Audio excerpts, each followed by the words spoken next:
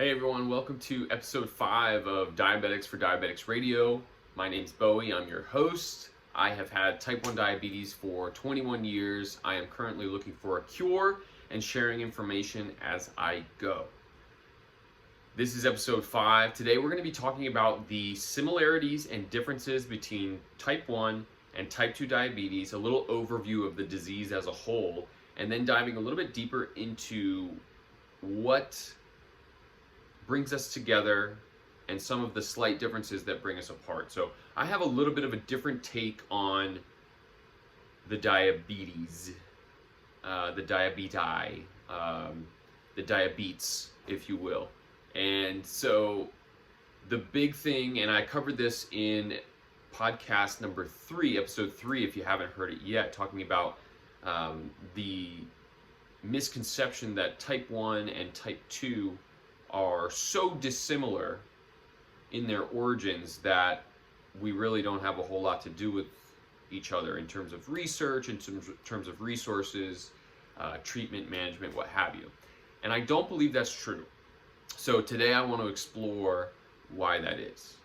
And so first things first, I want to talk about what diabetes is, right? What are we dealing with? You know, when we hear the word diabetes, what do we think? What does that mean?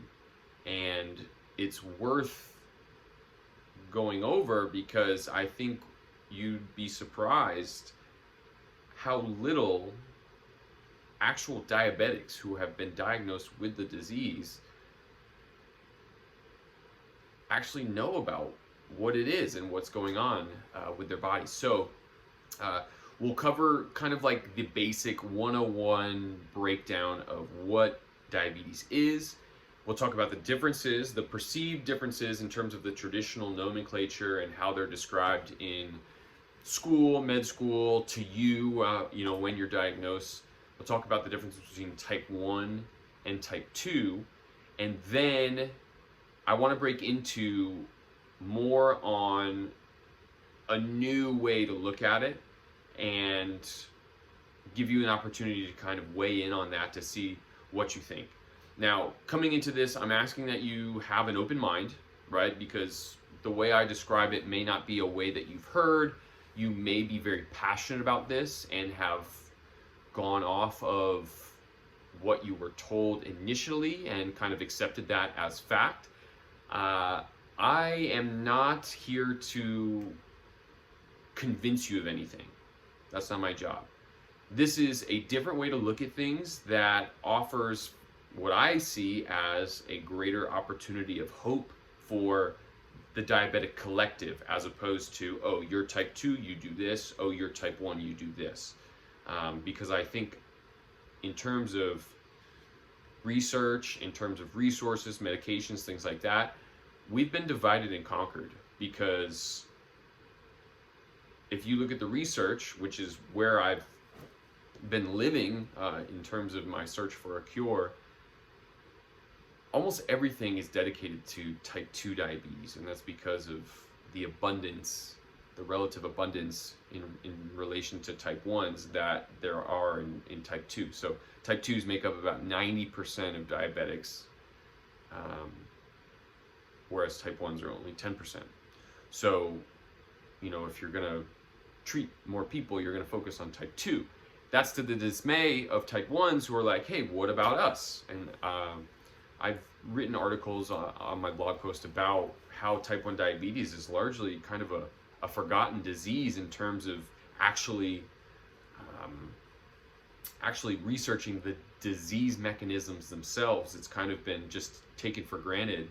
And what we knew 20, 30, 40 years ago is kind of just the same thing because, well, that, when it was first discovered and talked about, that's just, oh, okay, that's what it is. And not a lot, that's an overgeneralization. There have been improvements. The technology around diabetes has been phenomenal in terms of, continuous blood glucose monitors, Dexcoms, the pump technology.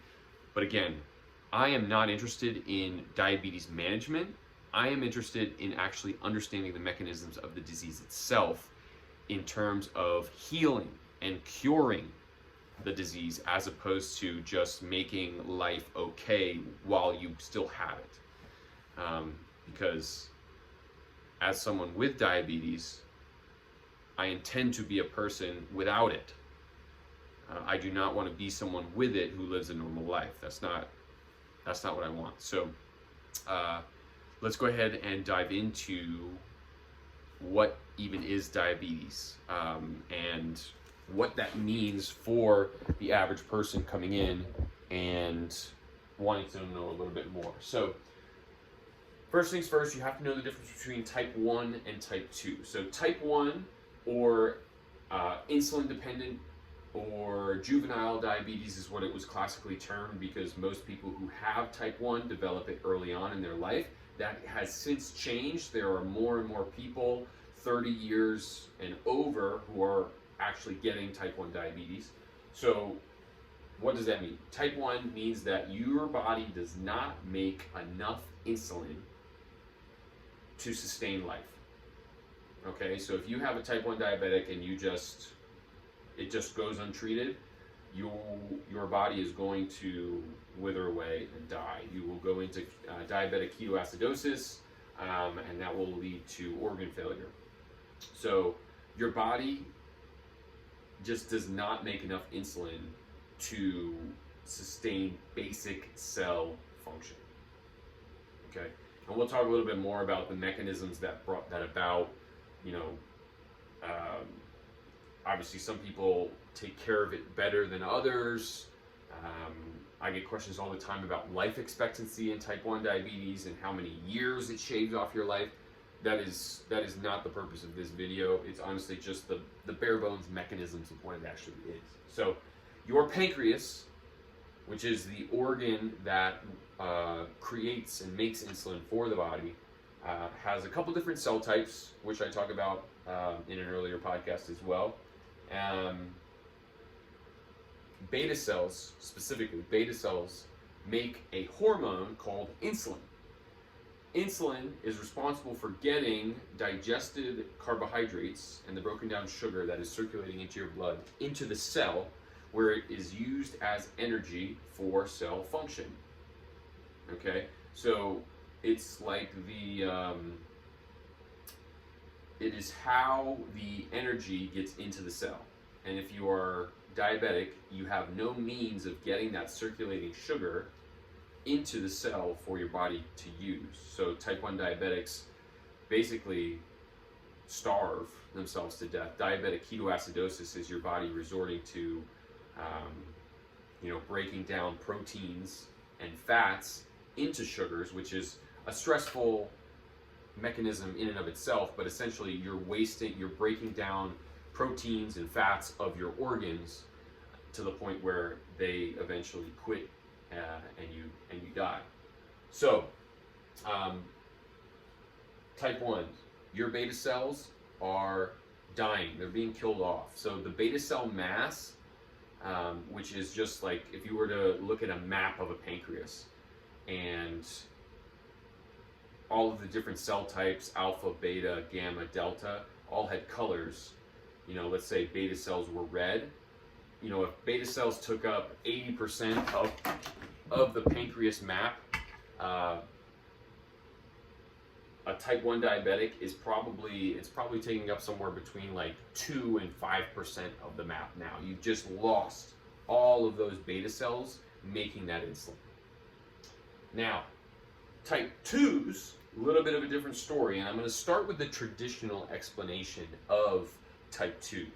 And this is what most diabetics are familiar with and use to influence their decisions on treating their diabetes. So type 2 is a loss of insulin sensitivity.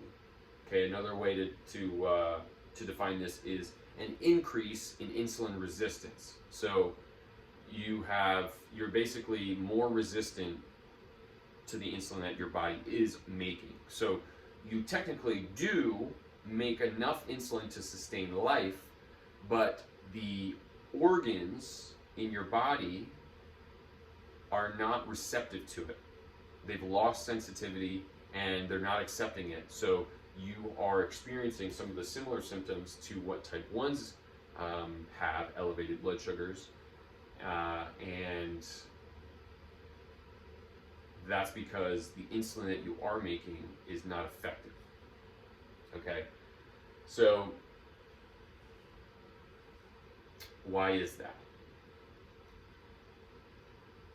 Why is that, and how is it treated? So why are type 2s resistant to insulin? It's inflammation, right? And that's kind of the common thread. I'm here to argue that is the common thread between type 1 and type 2.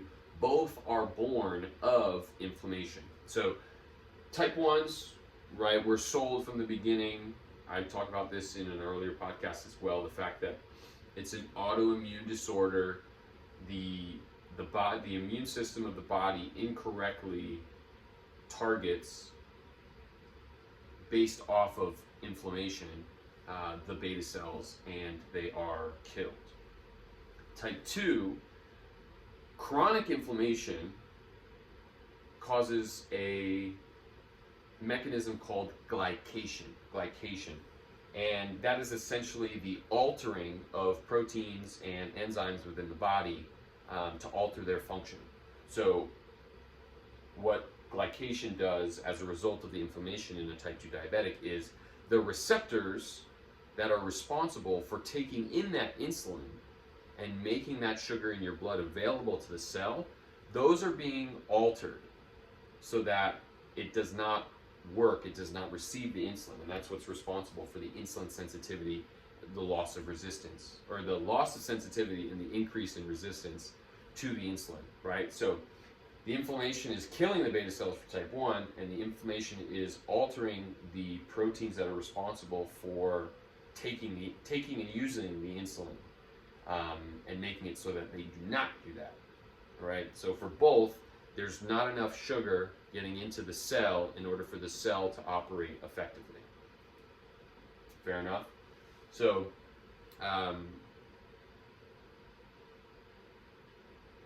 that is basically the 101 version of the essential differences between the diabetes. So type 1, not enough beta cells, right? None or not enough insulin in circulation because you don't have the cells themselves to make it.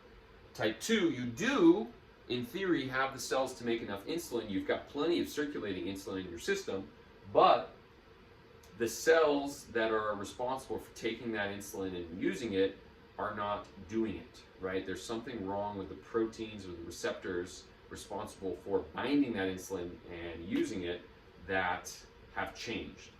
Both, I'll make the argument, are due to inflammation, all right?